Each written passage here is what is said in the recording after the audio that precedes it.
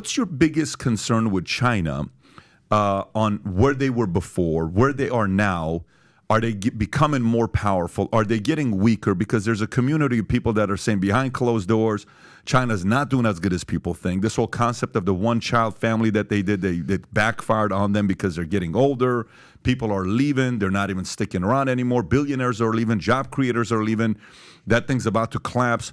Is it a real threat as it was before? Are they getting weaker? What are your thoughts on China? It's the greatest existential threat this country in the world faces. That is clear. Let me let your folks know. It's like I started writing about this back in 2006. I wrote a trilogy of books: The Coming China Wars, in 2006, Death by China, which was both a book and a film, in 2011, and just before I went in the Trump administration, Crouching Tiger.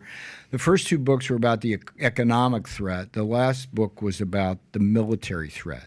Now, the punchline here is that as bad as I said it was in those three books, as much crap I took from the legacy media and all the kind of like, oh, no. I'm the guy who had a top level, unlike Hunter Biden, I got a top-level security clearance. I get to see the highest level stuff. Without giving any secrets away, I can tell you that whatever I said about China in my books is far worse. Far worse. And if you just, here's the thing. It's like I was with President Trump by his side when he went face-to-face with the dictator Xi Jinping, right?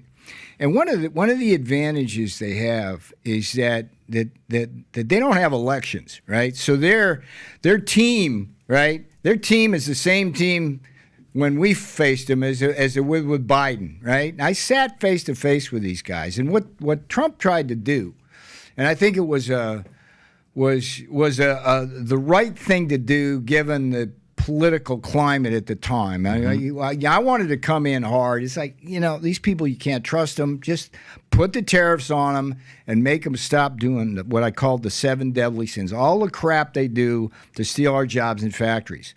And then he said, no. We're gonna steadily put on some tariffs, but we're gonna try to cut a deal with them. And, in Buenos Aires, we sat face to face. In Osaka, Japan, we sat face to face at the G20. And all we learned, my friend, is that they're just stringing us along.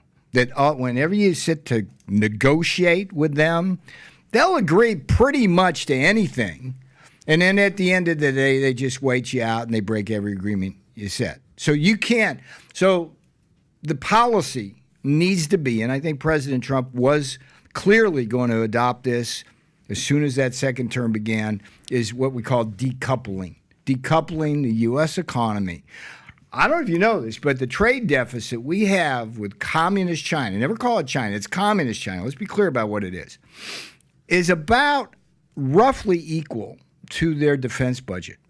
So in effect, every time we go into Walmart, Target, and buy that crap, which usually is stolen designs from American designers, we're funding what is an incredible arsenal pointed at our Navy in particular in the South and East China Sea. And the threats are many and varied, but you just start with asymmetric warfare. What is that? That's being able to sink a $5 billion aircraft carrier with a $1 million missile. Okay?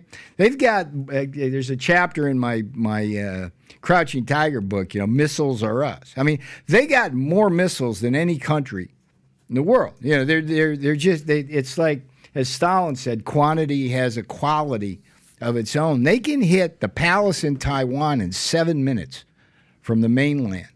And you know what they call aircraft carriers, American aircraft carriers in China, communist China? Targets, right? It's like a stupid way. It's a stupid way to conduct warfare with communist China. You don't put big aircraft carriers in the Taiwan Straits and not expect those things not to get shot down.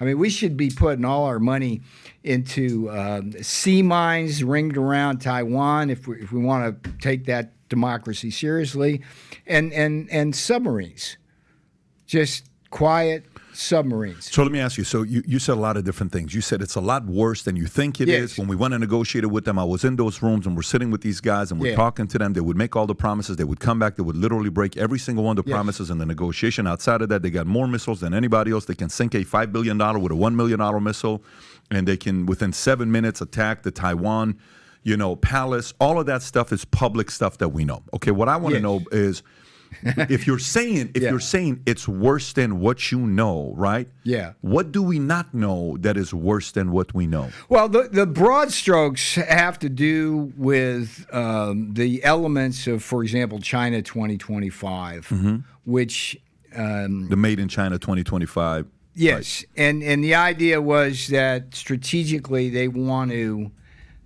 take over the key strategic tech sectors that are going to determine the future. So AI is certainly one of them. Blockchain